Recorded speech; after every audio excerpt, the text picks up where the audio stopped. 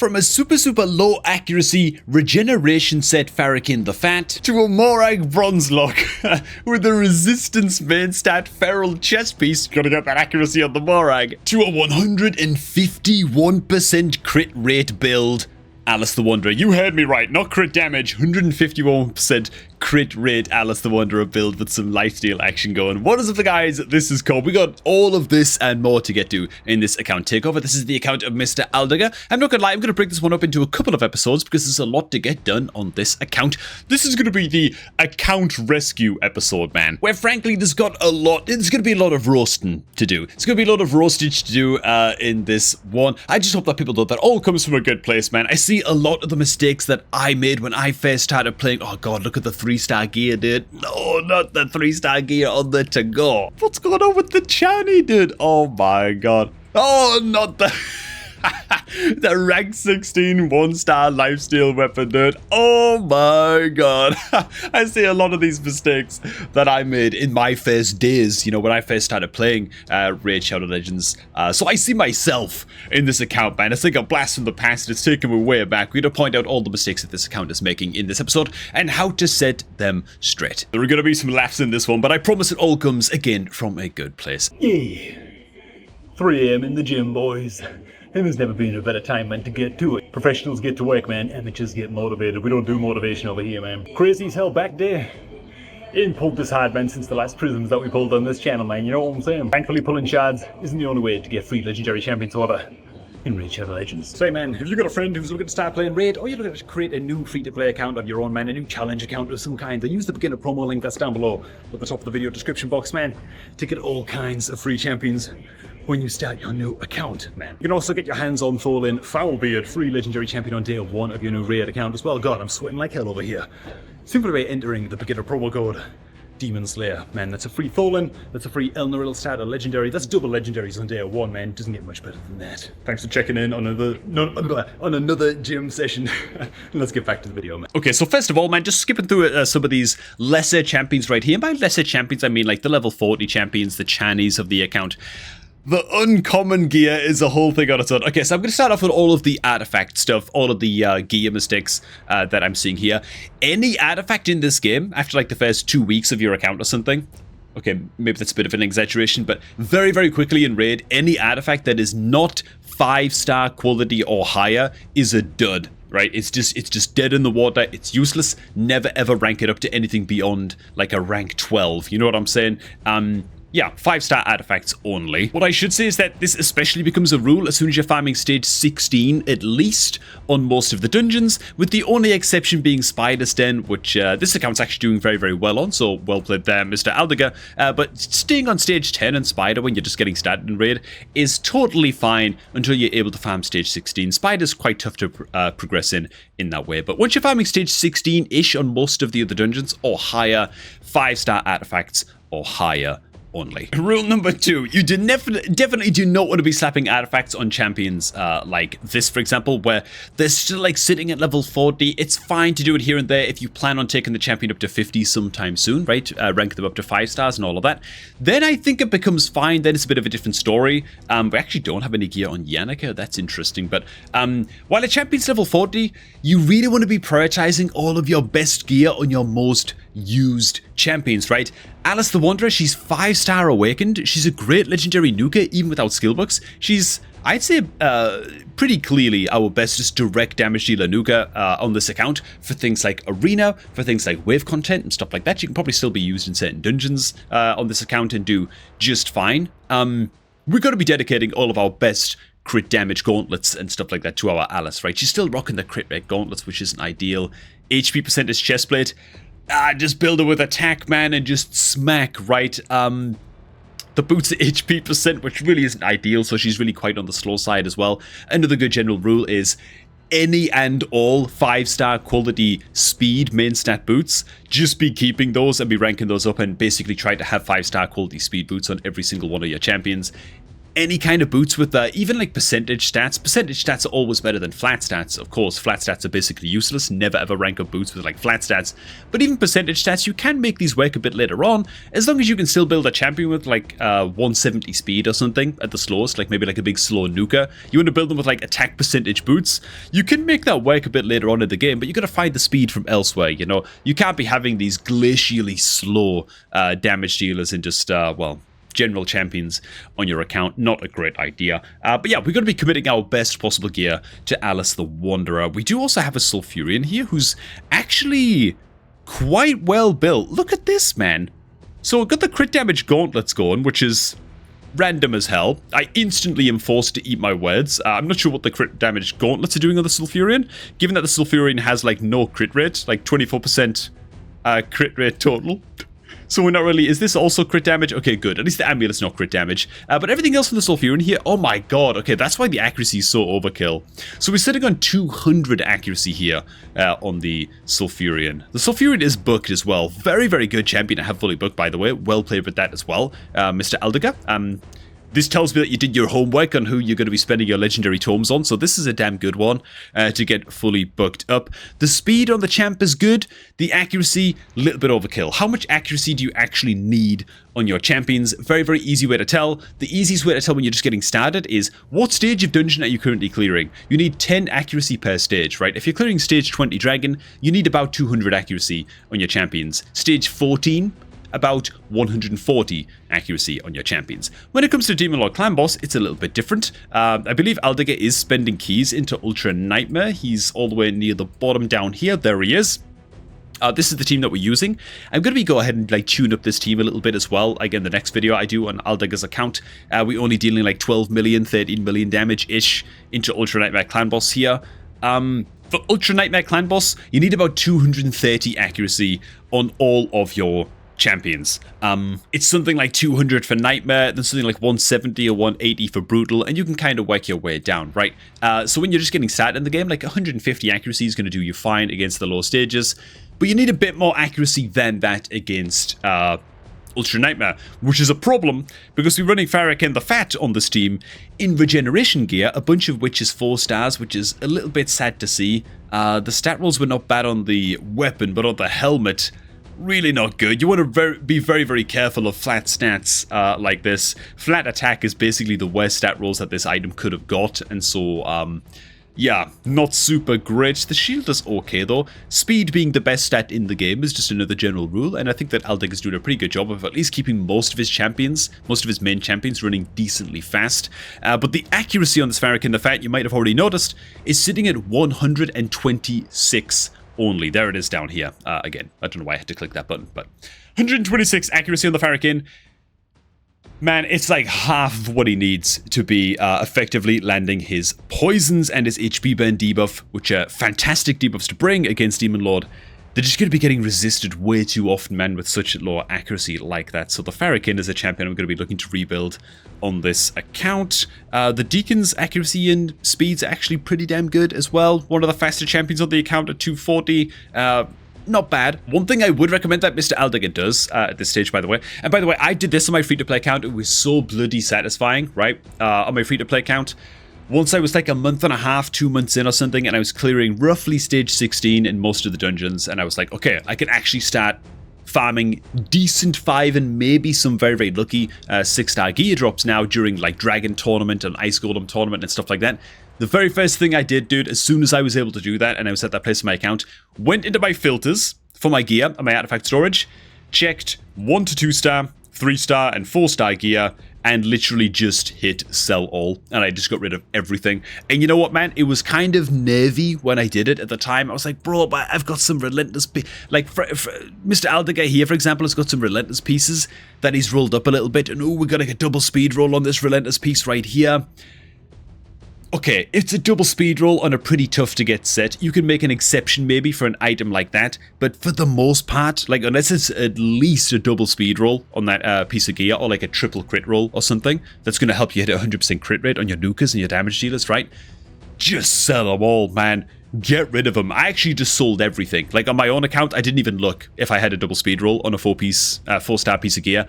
I just sold, okay? And I would actually recommend that Aldigger, for the most part, just does that. Cleanse them all, get rid of all of the garbage, and only accept, raise your standards, you know, once you're at 16 dungeons. Once you're at rank 16 dungeons, raise your standards and only accept 5-star quality artifacts or better. You want to only accept 5-star quality boots with speed as the main stat.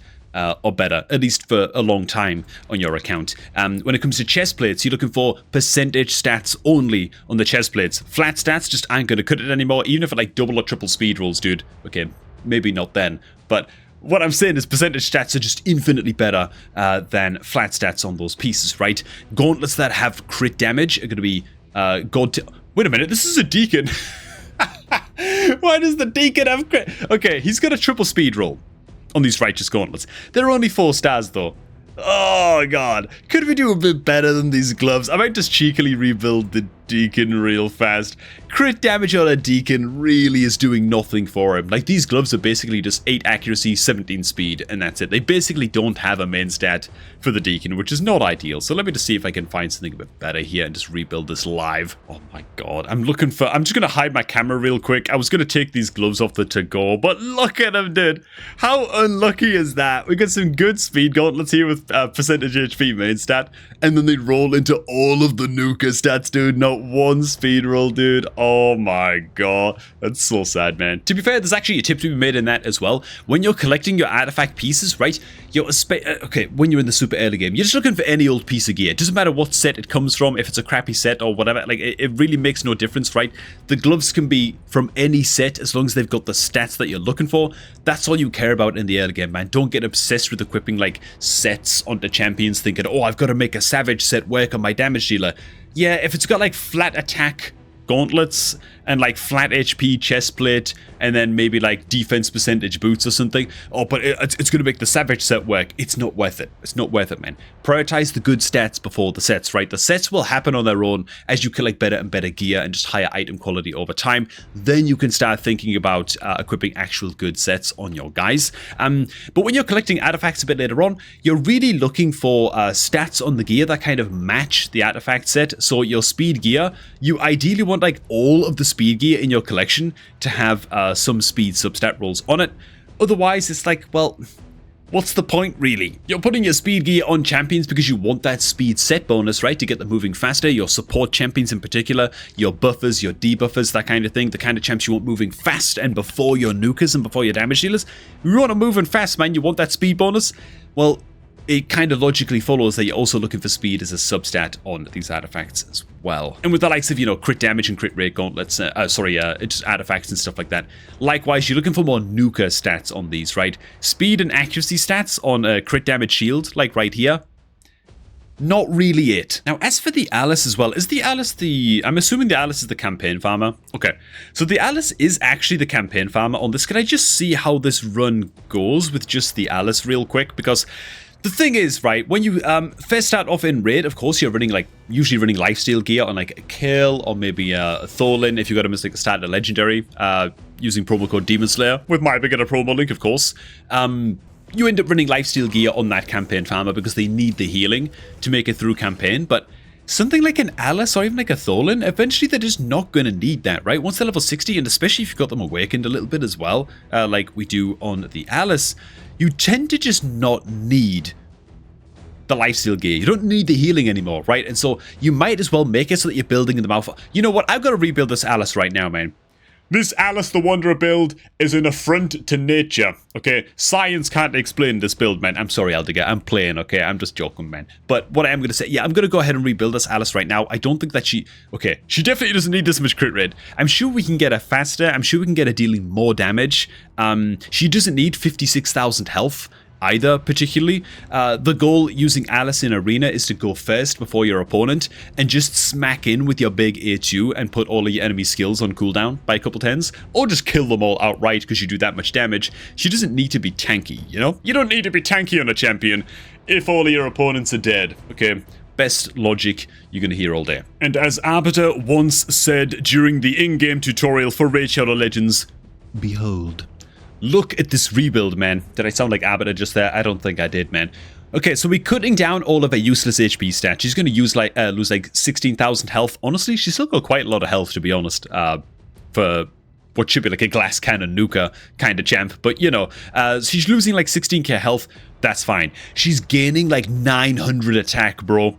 I swear to God, I should do a before and after with this build really against a wave. We're keeping her defense around the same. She's actually gaining about 20 speed, and her boots are still ready to roll up to rank 16. So that's like another 9 speed there on top of that. So she's going to be moving a lot faster, much more deadly in arena, getting her attack in faster after your 10-meter booster, you know, gets you to go first. Great stuff. She's losing all of that useless crit rate. We're trimming it down a crit rate by like 48%. It's still 103%. Perfect, you know, closer to 100 you can get, the better. And a crit damage is going to get knocked on up by about 40% as well. Very nice. Oh, and accuracy is going up as well. Just everything about this build is just the sauce, dude. Oh, I'm proud of myself. So this is Alice nuking a wave of enemies with her previous build. 28,000 damage, maybe like 32,000 damage-ish there, sort of on average. Maybe about 33,000 damage on average. And now we switch around the build. And I also want to point out as well, I'm pulling some gear off like a random uncommon champion here. Like these gloves are way too good to be slammed on an uncommon champion. Crit damage with crit rate. Like, oh my goodness, dude. We got to get those. We got to get the best gear on our best champions. So it's one of those principles that I mentioned a little bit earlier on. So again, it was about what? 33,000 damage in total on Alice's A2 in the last run. Now, she's smacking in for about like, what, 44, 45k on average there. Let's see her swing in again. Yeah, pretty good, man. It's something like a 40% damage increase or something like that. Now, her A2 was also smacking for about like 50,000 damage or something last run. Now, 66k on the big old hit over there. This guy has just a wee bit more defense. But okay, man. Alice's damage greatly tuned up. Her speed massively improved. She's going to be a hell of a lot better now for Mr. Aldiger. And it would appear that his clan knows that there's currently an account takeover going on for Mr. Aldiger, man. You'll notice what I also did, and this is to you, Mr. Aldiger, specifically. I rolled up a bunch of your gear up to rank 15. I didn't want to roll it all the way up to rank 16 just to save you a little bit of silver, but at the same time, you can now just upgrade these pieces of gear one time. Next time there's a gear enhancement event, and you're just going to get all kinds of easy points during gear enhancement, and the Alice's stats will then be boosted even more, and she'll become an absolute monster. So another, and maybe like the final artifact mistake that I want to point out before we explore the rest of the account, because, you know, God only, I've got feelings about what might be going on in like the Great Hall and how we've been spending our gems and stuff like that. Do we have masteries on these champs? We don't have them on the Alice or over here, but we have them on the Sulfurion. That's good. We prioritized the legendary that we fully booked up. I love that. I love that we found the masteries on Sulfurion first. The ninjas also got full masteries too. Okay, but it's the ninja and the physics who I want to point out. We got some big problems with their builds going on as well. In fact, if you take a quick glance at the stats on the likes of physics right here, I want you guys to see if you can spot what's wrong with this build. Because at glance, you look at this and you think, okay, good accuracy, good speed, not bad. Defense isn't like too shabby either. It looks like we haven't worried too much about like getting like a full set of gear equipped on the champ. We're not just like shoehorning a bunch of immortal gear on there. There's only one 4-star piece. Not a bad looking build on the surface of things, man. And then you might notice the physics' health. It's very, very low. Okay, it's very, very low in particular for an ally protect champion, right? She's going to be soaking a bunch of damage for other champions on the team, and so not just having good, healthy defense stats, which she has okay defense at about like 3,000, you got to have pretty good health stats on the likes of Physics the Unbowed as well. Basically, any ally protection champion, you got to overcompensate a little bit on the defensive stats because they are going to be soaking up a whole bunch of damage. And yeah, she's just really quite low health. There's a similar issue going on with the ninja as well, so I'll give you guys a second to check out his build. I actually didn't spot it right away, by the way, until I did like a practice run of Demon Lord when I first jumped on the account just to see what we were working with here. And this really comes down to, you got to really consider the kind of champion you're building in specific and where you plan on using them in the game. So the issue with the ninjas build is that, yeah, we got the ninja like half booked out, by the way. I love that we are putting our new skill books into the ninja. Amazing. This champ, like these books will pay dividends for a long, long time. Definitely a legendary worth booking. Good stuff. He's fantastic at the Demon Lord clan boss. But bro, The ninja, his speed is great, accuracy is great, all of that.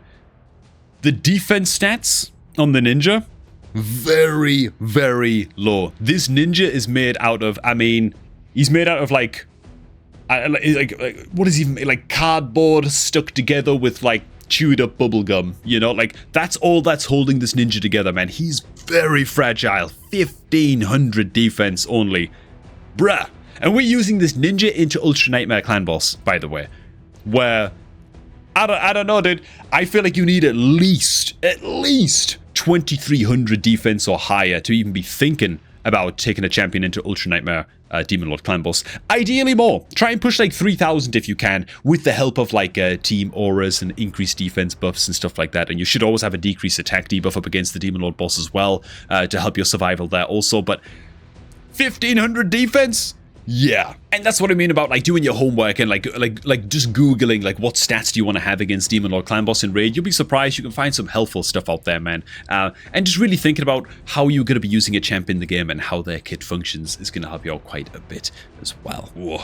I don't know how I feel about this flat HP chest plate on the Royal Guard either. The ninja's crit rate was also a little bit low as well, so we're running crit damage gauntlets, but we don't have 100% crit rate. We're not a mile away at 83%, so this might be acceptable given the gear situation on the account. We've got like 600 artifacts and 200 of those are 4-star or lower, so I don't know if I'm going to be able to rebuild the ninja that effectively to take care of his damage. But alas, let's save the rebuilds for the next video. In this takeover session, man. So, Aldiga. What else have we got going on in this account? Okay, not a single shard to speak of, which it's not that unusual for accounts that I take on over. It should be unusual, but it isn't. I feel like most account takeovers that I do, most people are like tapped on shards. Just be saving these for 2x events. I hope that we're not just pulling these straight away for like progressives and stuff like that. Or it makes me a bit nervous that we've got a champion locked in here. This is a great champion, by the way, but the probability of actually pulling this thing from just like a couple void shards or whatever on a progressive without mercy on the account, which I'm assuming we don't have, is just very, very low. So make sure that we're saving out of shards for 2x events. The Great Hall. Oh my god. Okay, we went for an HP node as our first rank 10. You know, it's not the worst. It's not the worst. It's not like it's like a resistance node or like a attack node, you know, which are only useful to very specific champions in the game, compared to the likes of HP and defense, which are at least moderately useful to most champions in the game, because most champions in the game have to take a hit every now and again. So it's not the worst in the world, but ideally this goes into accuracy, given how useful and how critical accuracy is to so many champions in this game, especially because it's so tough to get like a good stock supply of accuracy banners from Spider when you're first getting started on an account like this. The Forge has absolutely nothing for us to craft, which, I mean, it has just been a personal reward CVC, and to be fair, Aldig is doing very, very well in this personal rewards CVC for like a level 50 odd account, 130k points almost, and there's still like a day left. Very, very good, very, very impressive. Like, he's definitely pulling this weight in the clan, so that's damn good to see. This is also, as far as I can tell, a very, very free-to-play account also. As for gems, I've been in the account for a little while, and I haven't seen the gem mine trigger okay. So it's only level 2 out of 3, and we're tapped on gems right now. How's the Guardian? Ooh. Okay, so the Guardian ring's a little bit wrecked as well. Where did we spend all of our gems, Aldiga? Because we don't actually have masteries on that many champions. Like, we didn't buy the masteries on Banshee because she's still missing a slot, right? So we've been farming the masteries in Minotaur, which is great, by the way. It's always better to farm your masteries in Minotaur, but we've only got, what, 1, 2... Okay, we've already got full masteries on Farrakhan as well. Did we buy those with gems as well? It's hard to say how many masteries we've bought with gems on this account. We have 3 champions with full masteries. I don't think that's that sus. It's not that suspect. I'm just wondering where all of the gems have went, because from the Arbiter missions, which we've completely finished, you get a crap load of gems from Arbiter missions. Like, it's like a couple thousand. Like, you get quite a lot. I just wonder where those gems have gone. Maybe we've been spending those gems on... What am I doing? Maybe we're spending those gems on, like, ancient shards and, like, big shard packs or something on the shop. is all I can think, because basically all of your first gems need to go into fully upgrading your gem mine, right? And then after the gem mine, ideally, well, you can buy masteries on your starter champion and stuff if you want. You know, it's acceptable buying masteries on a couple of champions. But even then, you should still have gems to spare to fully upgrade the Guardian Ring as well, which is a great investment over time. What does our arena team look like currently? Okay, nice. We are rocking the Arbiter as the Aura lead. This is pretty good. The Loki Maker. Okay, I'm not sure about the Sulfurian in the arena team exactly. Brings a revive and a shield, but I sort of feel like just running nice and fast Tyrell would probably be a hell of a lot better. Just have him come in straight after the Arbiter, give us a 10-meter boost, come in with the decreased attack, the decreased defense debuff on all enemies, and then just have your Alice come in and just thwack. Just lay the smackdown, lay the clothesline, you know, and just take everybody out instantly with their A2. Like, that's probably like a more consistent win strategy than playing slow with like a reviver shielder like Sulfurian is in Classic Arena. And it looks like in Tag Arena we haven't actually incorporated our Arbiter just yet. I'm just going to assume that we've just forgotten to do that at this point. The Arbiter's like quite a recent development on this account after all, so I'm not going to throw too much shade over that. In fact, I gotta check, where is he, man? Where's the bloody Tyrell? Am I just blind? Oh, there he is. Yeah, I am just blind. Okay, so the Tyrell, I just want to see if he's booked. I'm paying special attention to the Tyrell because for any beginners watching as well, your Demon Lord Clan Boss team and getting that set up nice and quickly and just as quickly as you can and focus on building Demon Lord Clan Boss champions. Very beneficial. It's going to drastically increase the daily rewards and just free stuff, gems, shards, all of that stuff that's coming in on your account every day. And having a champion that brings a nice, reliable way of placing a decreased attack, 50% version against Demon Lord, very crucial indeed. So it's good to see that the Tyrell is built out for this job. We're not currently using him in Aldaga's Demon Lord team, so maybe that's something I'll get to in the next video as well. He's only got 3-star gloves. He's got 3-star crit damage gauntlets. Okay, and on that bombshell, I'm gonna go ahead and wrap up this one here, guys. We covered a lot of stuff. We were like leapfrogging all over the place in this video. Fun stuff. It's always fun to make a video like this, like just like reacting to the account, I guess, for the account takeover that we're really about to get our teeth into, I guess, in the next one, where I'm going to rebuild a bunch of these champions on this account and do all of the hard work, really. And again, all of the roastage in good fun.